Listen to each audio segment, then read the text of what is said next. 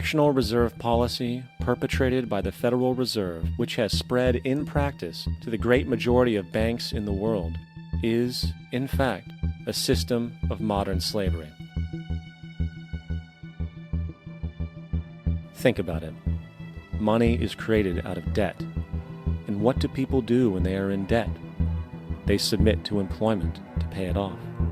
But if money can only be created out of loans, how can society ever be debt-free? It can't. And that's the point. And it is the fear of losing assets coupled with the struggle to keep up with the perpetual debt and inflation inherent in the system, compounded by the inescapable scarcity within the money supply itself, created by the interest that can never be repaid, that keeps the wage slave in line, running on the hamster wheel with millions of others, in effect powering an empire that truly benefits only the elite at the top of the pyramid. For, at the end of the day, who are you really working for? The banks. Money is created in a bank and invariably ends up in a bank. They are the true masters, along with the corporations and governments they support. Physical slavery requires people to be housed and fed. Economic slavery requires people to feed and house themselves. It is one of the most ingenious scams for social manipulation ever created, and at its core, it is an invisible war against the population. Debt is the weapon used to conquer and enslave societies, and interest is its prime ammunition. And as the majority walks around oblivious to this reality, the banks, in collusion with governments and corporations, continue to perfect and expand their tactics of economic warfare, spawning new bases, such as the World Bank and International Monetary Fund, while also inventing a new type of soldier, the birth of the economic hitman.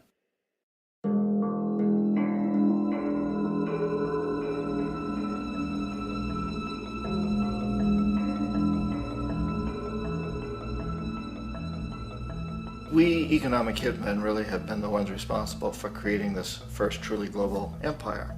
And we work many different ways.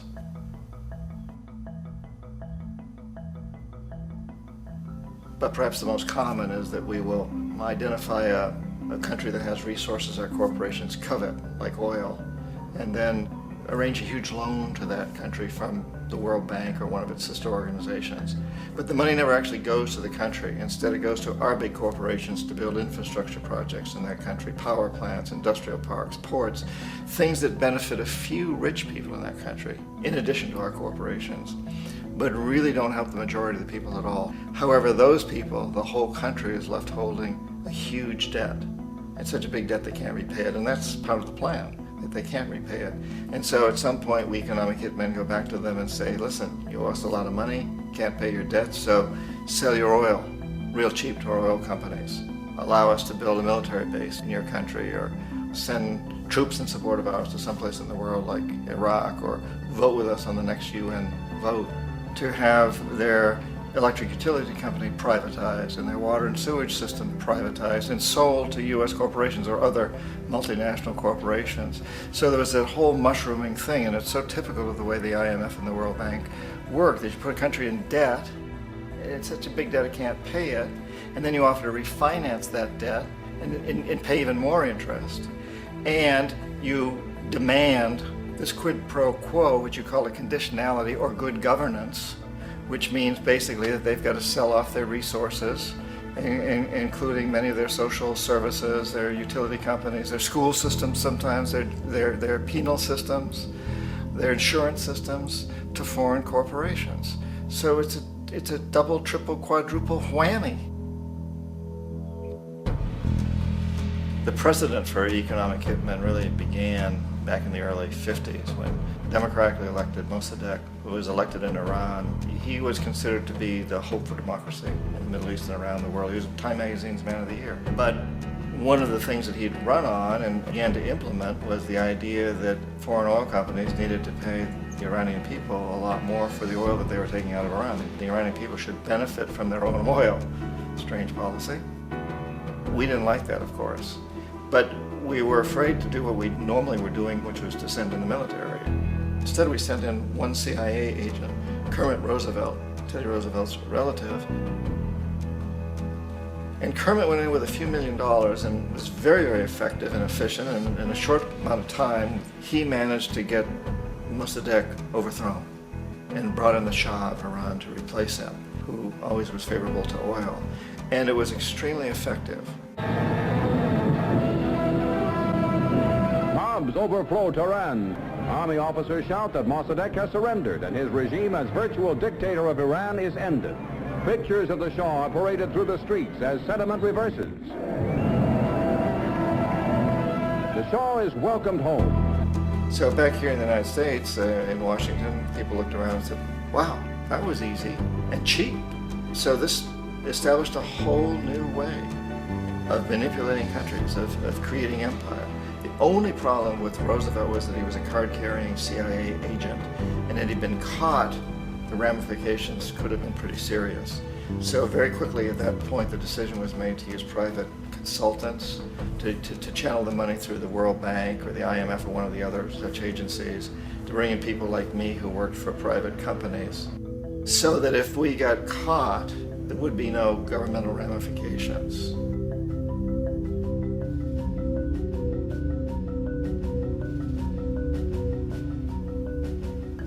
When Arbenz became president of Guatemala, the country was very much under the thumbs of United Fruit Company, the big international corporations. And Arbenz ran on this ticket that says, you know, we want to get the land back to the people. And once he took power, he was implementing policies that would do exactly that, give land rights back to the people. United Fruit didn't like that very much. And so they hired a public relations firm, launched a huge campaign in the United States to convince the United States people, the citizens of the United States, and the press of the United States, and the Congress of the United States, that Arbenz was a Soviet puppet, and that if we allowed him to stay in power, the Soviets would have a foothold in this hemisphere. And that, at that point in time, was a huge fear on everybody's mind, the Red Terror, the Communist terror. And so, to make a long story short, out of this public relations campaign came a commitment on the part of the CIA and the military to take this man out. And in fact, we did. We sent in planes, we sent in soldiers, we sent in jackals, we sent everything in to take him out, and did take him out. And as soon as he was removed from office, the new guy that took over after him basically reinstated everything to the big international corporations, including United Fruit.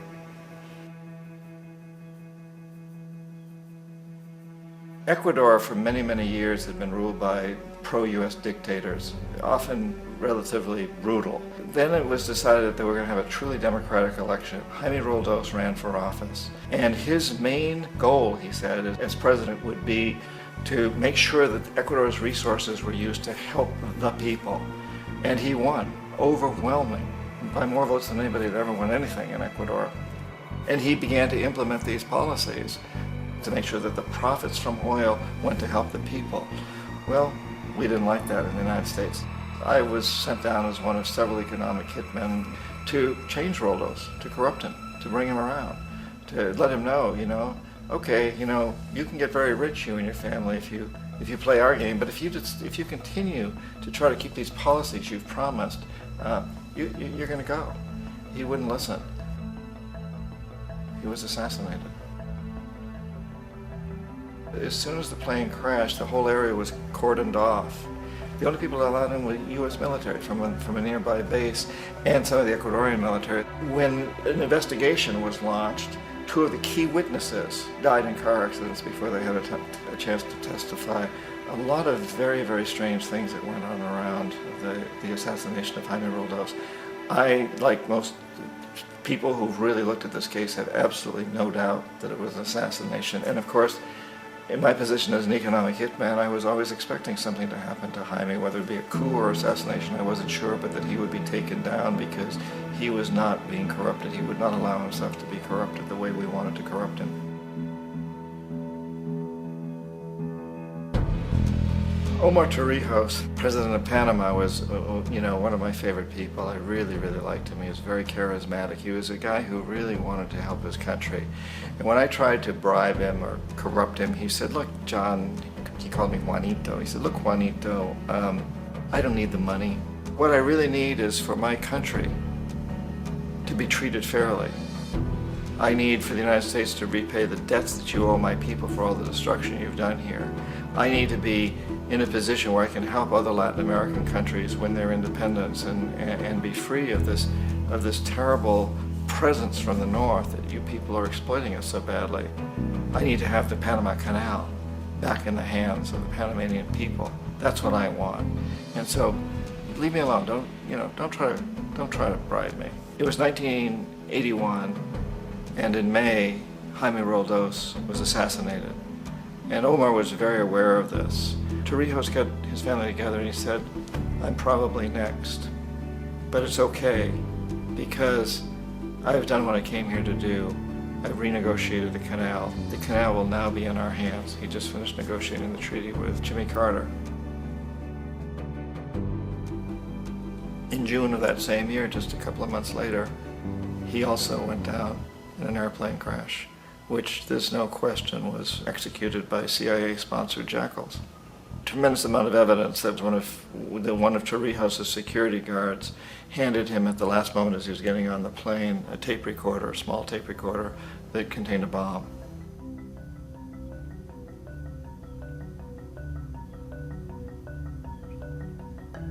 It is interesting to me how this system has continued pretty much the same way for years and years and years, except the economic hitmen have got better and better and better. Then we come up with, very recently, what happened in Venezuela. In 1998, Hugo Chavez gets elected president, following a long line of presidents who had been very corrupt and basically destroyed the economy of the country. And Chavez was elected amidst all that. Chavez stood up to the United States, and he's done it primarily demanding that Venezuelan oil be used to help the Venezuelan people. Well, we didn't like that in the United States.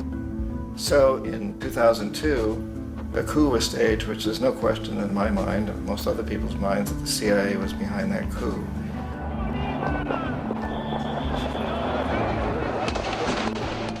The way that coup was fomented was very reflective of what Kermit Roosevelt had done in Iran, of paying people to go out into the streets, to riot, to protest, to say this Chavez is very unpopular.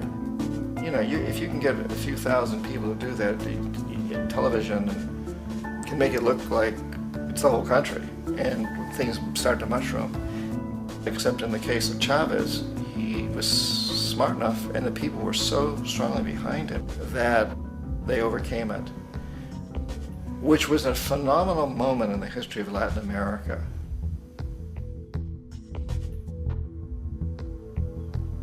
Iraq actually is a perfect example of the way the whole system works. So we economic hitmen are the first line of defense. We go in and we try to corrupt governments and get them to accept these huge loans, which we then use as leverage to basically own them. If we fail, as I failed in Panama with Omar Torrijos and in Ecuador with Jaime Roldos, men who refuse to be corrupted, then the second line of defense is we send in the jackals. And the jackals either overthrow governments or they assassinate.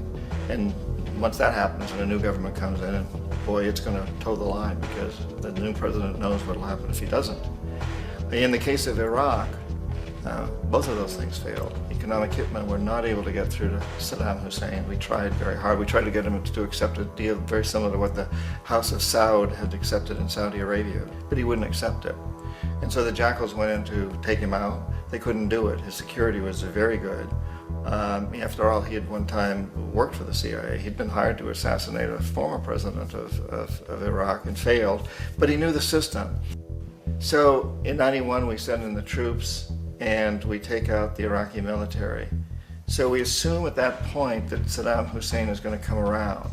We could have taken him out, of course, at that time, but we didn't want to. He's the kind of strong man we like. He controls his people. We thought he could control the Kurds and keep the Iranians in their border and keep pumping oil for us. And then once we took out his military, now he's going to come around. So the economic hitmen go back in the 90s without success. If they'd had success, he'd still be running the country. We'd be selling him all the fighter jets he wants and everything else he wants. But they couldn't, they didn't have success. The Jackals couldn't take him out again, so we sent the military in once again, and this time we did the complete job and took him out, and in the process created for ourselves some very, very lucrative construction deals. We had to reconstruct a country that we'd essentially destroyed, which is a pretty good deal if you own construction companies, big ones. So, Iraq shows the three stages. The economic hitmen failed there, the Jackals failed there, and as a final measure, the military goes in. And in that way, we've really created an empire, but we've done it very, very subtly. It's clandestine. All the empires of the past were built on the military, and everybody knew they were building them. So that the British knew they were building them, the French, the Germans, the Romans, the Greeks, and they were proud of it. And they always had some excuse, like spreading civilization, spreading some religion, something like that. But they knew they were doing it. We don't. The majority of the people in the United States have no idea that we're living off the benefits of a clandestine empire, that today there's more slavery in the world than ever before. And then you have to ask yourself, well, if it's an empire, then who's the emperor? Obviously, our presidents of the United States are not emperors. An emperor is someone who's not elected, doesn't serve a limited term, and doesn't report to anyone, essentially. So you can't classify our presidents that way. But we do have what I consider to be the equivalent of the emperor, and it's what I call the corporatocracy. The corporatocracy is this group of individuals who run our biggest corporations, and they really act as the emperor of this empire. They control our media, either through direct ownership or advertising. They control most of our politicians because they finance their campaigns, either through their corporations or through personal contributions that come out of the corporations. They're not elected, they don't serve a limited term, they don't report to anybody. And at the very top of the corporatocracy, you really can't tell whether a person's working for a private corporation or the government because they're always moving back and forth. So, you've got a guy who one moment is the president of a big construction company like Halliburton, and the next moment he's vice president of the United States, or the president who is in the oil business. And this is true whether you've got Democrats or Republicans in the office. You have them moving back and forth through the revolving door. And in a way, our government is invisible a lot of the time, and its policies are carried out by our corporations on one level or another. And then again, the policies of the government are basically forged by the corporatocracy and then presented to the government. They become government policies. So it's an incredibly cozy relationship. This isn't a conspiracy theory type of thing. These people don't have to get together and plot to do things. They all basically work under one primary assumption, and that is that they must maximize profits regardless of the social and environmental costs.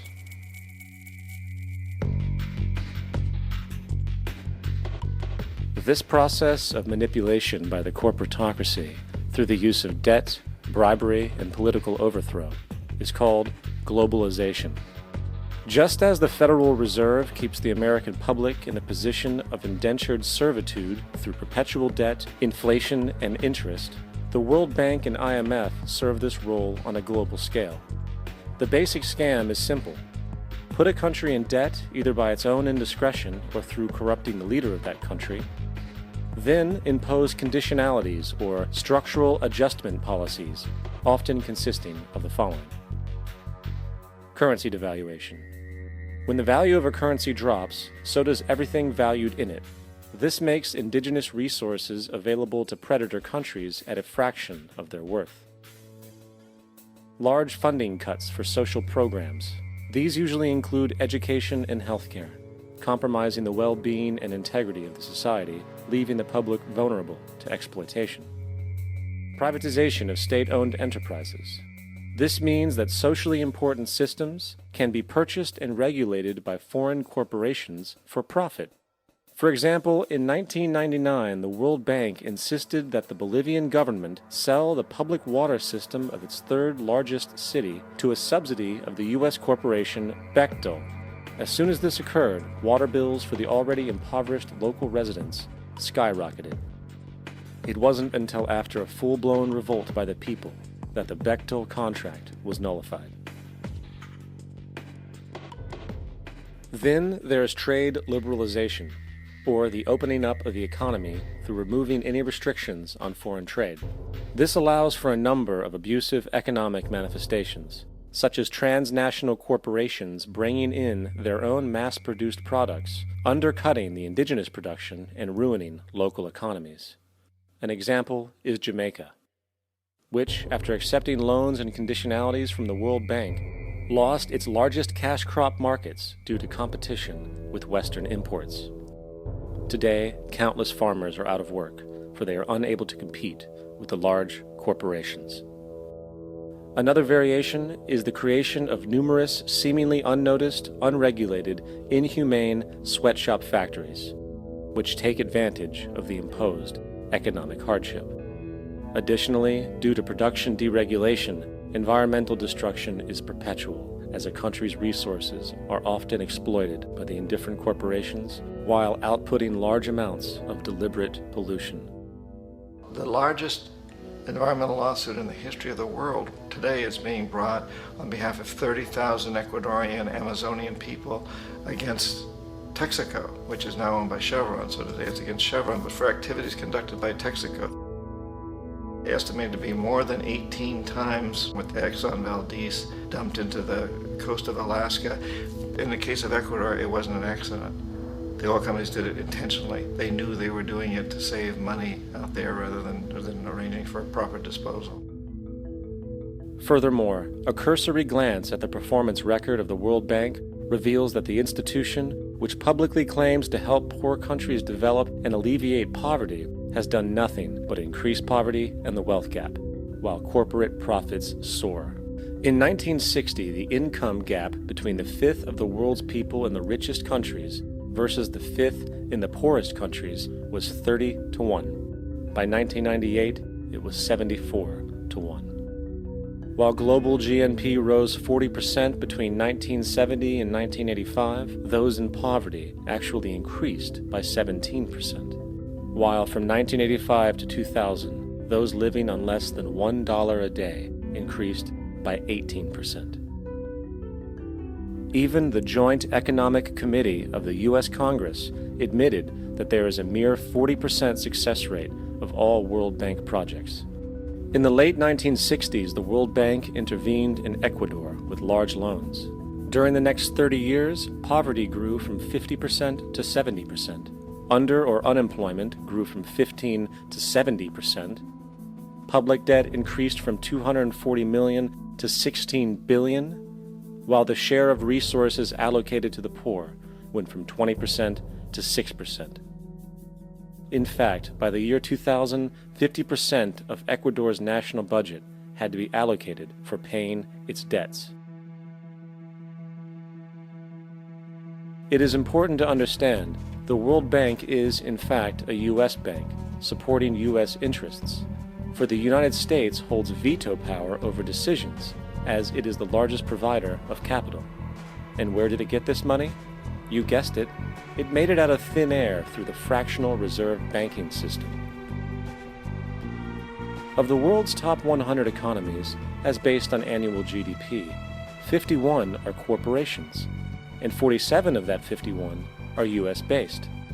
Walmart, General Motors, and Exxon are more economically powerful than Saudi Arabia, Poland, Norway, South Africa, Finland, Indonesia, and many others. And as protective trade barriers are broken down, currencies tossed together and manipulated in floating markets, and state economies overturned in favor of open competition and global capitalism, the empire expands. You get up on your little 21-inch screen and howl about America and democracy. There is no America. There is no democracy. There is only IBM and ITT and AT&T and DuPont, Dow, Union Carbide, and Exxon. Those are the nations of the world today. What do you think the Russians talk about in their councils of state? Karl Marx? They get out their linear programming charts statistical decision theories, minimax solutions, and compute the price-cost probabilities of their transactions and investments, just like we do. We no longer live in a world of nations and ideologies, Mr. Beale. The world is a college of corporations, inexorably determined by the immutable bylaws of business. The world is a business, Mr. Beale.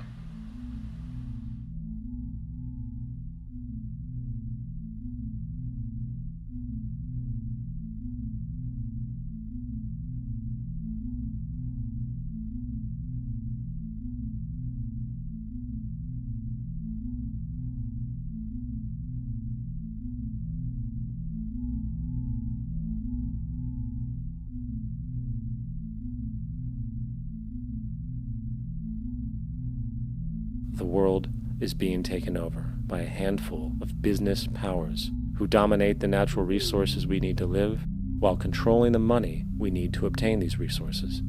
The end result will be world monopoly, based not on human life, but financial and corporate power. And as the inequality grows, naturally more and more people are becoming desperate. So the establishment was forced to come up with a new way to deal with anyone who challenges the system. So they gave birth to the terrorist. The term terrorist is an empty distinction, designed for any person or group who chooses to challenge the establishment. This isn't to be confused with the fictional Al-Qaeda, which was actually the name of a computer database for the US-supported Mujahideen in the 1980s.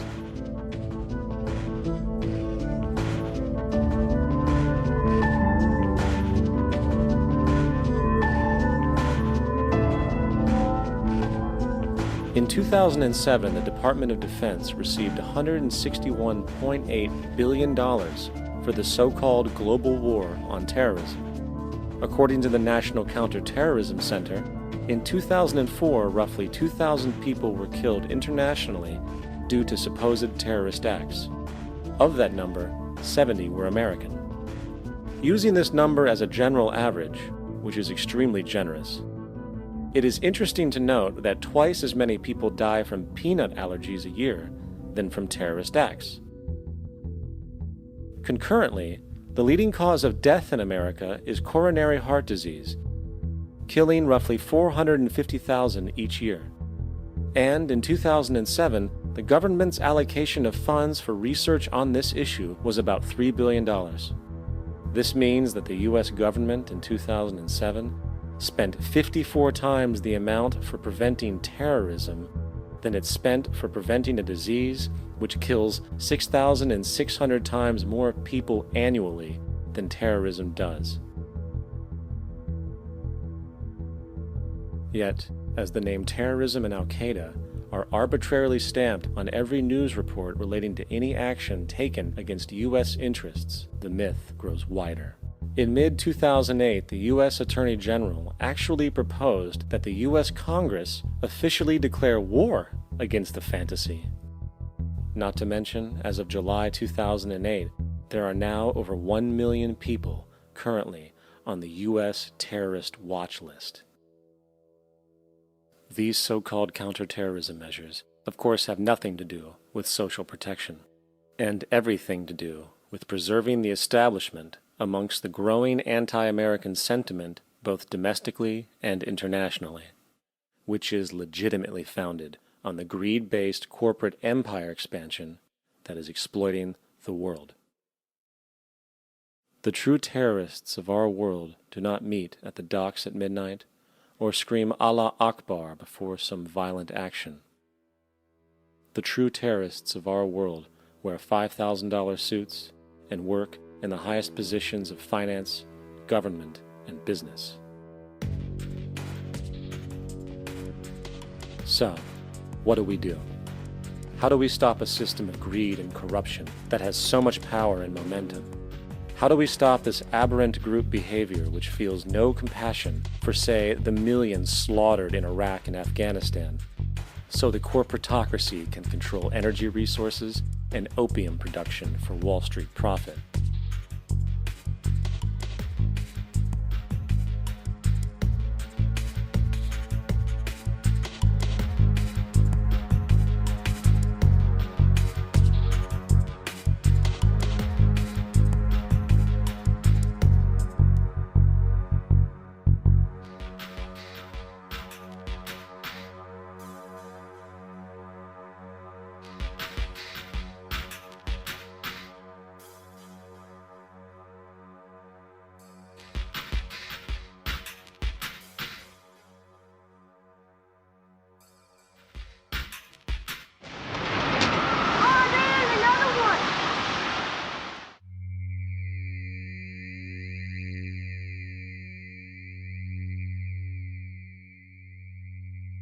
How do we stop a system of greed and corruption that condemns poor populations to sweatshop slavery for the benefit of Madison Avenue? Or that engineers false flag terror attacks for the sake of manipulation? Or that generates built-in modes of social operation which are inherently exploitative? Or that systematically reduces civil liberties and violates human rights in order to protect itself from its own shortcomings? How do we deal with the numerous covert institutions such as the Council on Foreign Relations, the Trilateral Commission, and the Bilderberg Group, and other undemocratically elected groups which, behind closed doors, collude to control the political, financial, social, and environmental elements of our lives? In order to find the answer, we must first find the true underlying cause. For the fact is, the selfish, corrupt, power, and profit-based groups are not the true source of the problem. They are symptoms.